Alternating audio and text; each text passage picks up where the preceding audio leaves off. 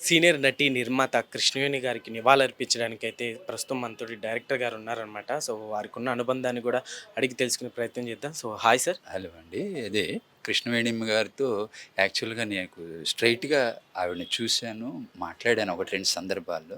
అది ఎలాగంటే నేను చెన్నైలో మొదట్లో 'అలజడి' అనే ఒక సినిమా షూటింగ్‌కి పనిచేశాను. నా బిగినింగ్ డేస్ అప్రెంటిస్‌గా. ఆ టైంలో వాళ్ళ ఇంట్లో షూటింగ్ చేశాం కొద్ది రోజులు. ఆ టైంలో మేడం గారిని చూశాను. 1, 2 సార్లు మాట్లాడటం జరిగింది. అంత గొప్ప వాళ్ళతో ఓ చిన్నపాటి ఆవిడని దగ్గరగా చూసిన ఒక అవకాశం ఆ సినిమా వలన నాకు కలిగింది. ఒక గొప్ప విషయం ఏంటంటే అందరికి చెప్పింది. ఒక స్వర్గీయ నందమూరి తారక రామారావు గారిని ఇంట్రడ్యూస్ చేస్తూ కూడా ఫస్ట్ పిక్చర్‌కి ఆయనకి రెమ్యునరేషన్ కూడా ఇచ్చారు. కొంత రెమ్యునరేషన్ ఇచ్చి చా విజయవాడ నుంచి పిలిపించి ఆయనకంతా చెన్నైలో ఒక బస అయన్నీ చూపించి రెస్పెక్ట్‌గా చేశారు. రీసెంట్‌గా శత జయంతి వేడుకల్లో గూడా సన్మానం గూడా చేయించారు. సన్మానం చేశారు. గొప్ప విషయం ఏందంటే, ఈ రోజుల్లో ఒక మనిషి జీవితకాలం ఎంత టెక్నాలజీ ఎంత పెరిగినా గూడా 70, 75 ఏళ్ళు బతకటం అనేది చాలా కష్టం. గగనం. అలాంటి వ్యక్తి ఆవిడ మేడం గారు 102 సంవత్సరాలు బతకటం అనేది ఇది ఒక రకమైన భూలోకంలో చాలా అరుదైన అద్భుతాల్లో ఇదొక అద్భుతంగా భావించొచ్చు. అది చాలా హెల్తీగా ఇచ్చేశారు. ఆవిడ ఎన్టీ రామారావు గారేంటి, ఎస్వి రంగారావు గారిని ఇంట్రడ్యూస్ చేశారు. తర్వాత ఘంటసాల గారు, ది గ్రేట్ ఘంటసాల గారిని మ్యూజిక్ డైరెక్టర్‌గా కూడా మన దేశం సినిమాకి ఇంట్రడ్యూస్ చేశారు. ఆవిడ చరిత్ర చాలా గొప్పది. తర్వాత కూడా కొంతమందితో సినిమా చేశారు. బట్ అంతేకాక మేడం గారు కృష్ణవేణి గారు కూతురు అనురాధాదేవి గారు కూడా ఆ లెగసీని కంటిన్యూ చేశారు. ఓకే. అయితే చేసి సార్ కంటిన్యూ చేసినప్పుడు ఇప్పుడు ఇంతకుముందు మనం చూసుకుంటే కృష్ణవేణి గారు సీనియర్ ఎన్టీఆర్ అట్లానే ఘంటసాల వారికి ఇప్పుడు సీనియర్ ఎన్టీఆర్ గారు ఎంత సక్సెస్ సాధించారో మనందరికి తెలిసిందే కదా.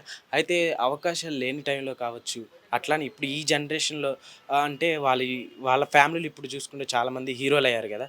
సో, వీళ్ళకి అంటే మా తాతయ్య గారిని ఇంట్రడ్యూస్ చేశారు కదా అని చెప్పి ఏమన్నా హెల్ప్ చేయడం గానీ, దగ్గరకొచ్చి సపోర్ట్‌గా గానీ ఏమన్నా చేశారా సార్ ఫ్యామిలీకి? అంటే చేశారా లేదనేది మనకి అది ఇంటర్నల్ మ్యాటర్ అంతగా డీటెయిల్డ్‌గా మనకు తెలియకపోవచ్చు. హ్మ్. బట్ ఎన్టీ రామారావు గారైతే ఎప్పుడైనా ఆ బ్యానర్‌లో ఒక సినిమా యాక్చువల్‌గా ఎన్టీ రామారావు గారు ఇది యాక్ట్ చేయాలి. ఓకే. వాళ్ళ బ్యానర్‌లో ఇప్పుడు కాదు 1979, 80 ఆ టైంలో. అయితే ఒక సబ్జెక్టు దగ్గర కొద్దిగా అది బాలేదండి. అది కొంచెం యాంటీగా ఉంది అని కొద్దిగా చెప్పారు. బట్ అది ఆహ్, ఎన్టీ రామారావు గారికి మేడం గారంటే వాళ్ళ ఫ్యామిలీ అంటే అనురాధాదేవి గారంటే ఎంత ఎఫెక్షన్ అంటే హ్మ్. ఆ సినిమా రిలీజ్ అయ్యి వేరే హీరోతో చేశారు ఒక డైరెక్టర్. ఎన్టీ రామారావు గారు రిజెక్ట్ చేసిన తర్వాత. వేరే హీరోతో చేసి అది ఫెయిల్యూర్ అయింది. హ్మ్. ఫెయిల్ అయిన తర్వాత ఆ సినిమా ప్రివ్యూకి పిలిస్తే ఆయన కోప్పడ్డారు డైరెక్టర్ గారి మీద. అవును. ఎందుకు మేడం గారితో ఈ సబ్జెక్ట్ వద్దు అని అన్నా కదా! అమ్మగారిని ప్రొడ్యూసర్‌గా మళ్ళీ ఎందుకు ఈ సినిమా తీయించారు? అది కరెక్ట్ కాదని కోప్పడ్డారు కూడా. అంత మంచి రెస్పెక్టు హైలీ రెస్పెక్ట్ అనమాట. అయితే ఆ రెస్పెక్ట్‌తోనే అనురాధాదేవి గారు, అక్కినేని నాగేశ్వరరావు గారు, దాసనారాయణరావు గారు, ది గ్రేట్ డైరెక్టర్ దాసరి గారితో సినిమాలు చాలా తీశారు. ఓకే. తర్వాత ముప్పలేని శివ గారితో తీశారు. ముప్పలేని శివ గారి డైరెక్షన్‌లో ఒక 2, 3 ప్రాజెక్టులు తీశారు. దానికి మనవడు కోటి ఈళ్ళు కూడా పనిచేశారు. నేను కూడా 1, 2 సందర్భాల్లో ఆ షూటింగ్ చూశాను. అంటే 'ప్రియ ఓ ప్రియ' వారసత్వంగా వాళ్ళ తర్వాత నెక్స్ట్ జనరేషన్ ఎవరైనా వచ్చారా సార్ అట్లా? అంటే ఆ సినిమాకి మేడం గారు అల్లుడు గారు ఒకాయన ప్రొడ్యూసర్ కిరణ్ అన్నారు. కిరణ్ కిరణ్ గారని. కిరణ్ గారు. నేను అనుకుంటున్నాను నెక్స్ట్ జనరేషన్‌లో మనవరాళ్ళు వాళ్ళు కొంచెం లెగసీ కంటిన్యూ చేస్తారని అనుకుంటున్నా. ఓకే. కొంచెం అనురాధాదేవి గారు ఉన్నారు కాబట్టి, ఆ పిల్లలు కూడా నెక్స్ట్ లెగసీ కంటిన్యూ చేయాలని కోరుకుంటున్నాము.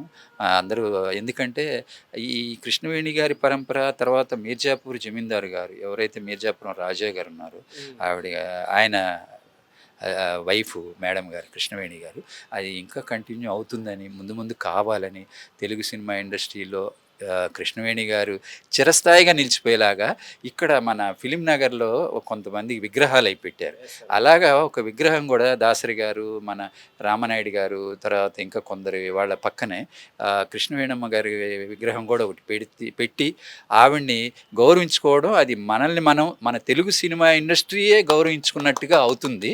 అలా మన ప్రొడ్యూసర్ కౌన్సిల్ అనేది చొరవ తీసుకుంటే అది చాలా వాళ్ళకి పెద్ద విషయం కాదు.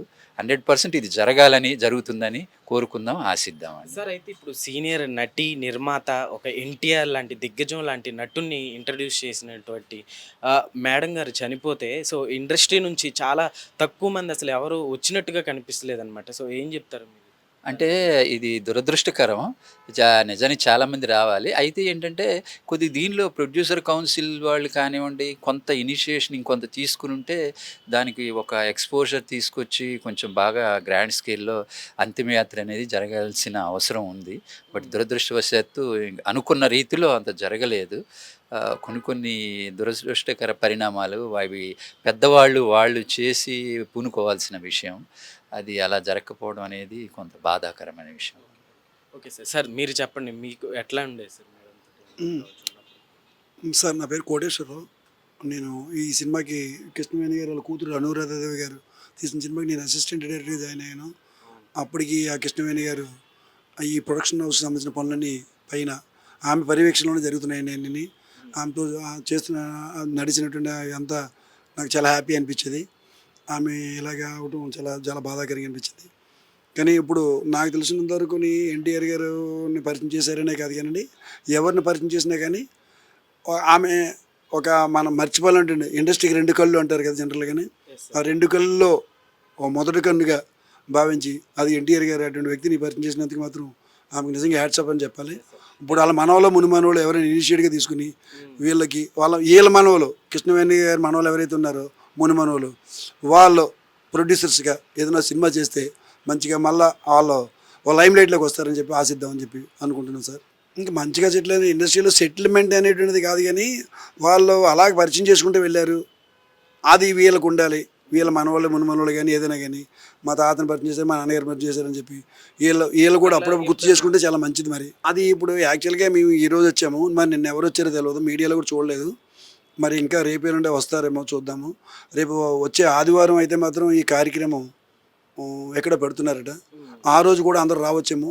మనం ఈ 11 రోజులు కంప్లీట్ అయిపోయి ఈ కార్యక్రమం అయిపోయిన తర్వాత ఈ విషయాలు మాట్లాడుకుంటే చాలా మంచిదని చెప్పి మనం అనుకుంటున్నాము. ఓకేనా సార్? Thank you. ఓకే అండి. Thank you.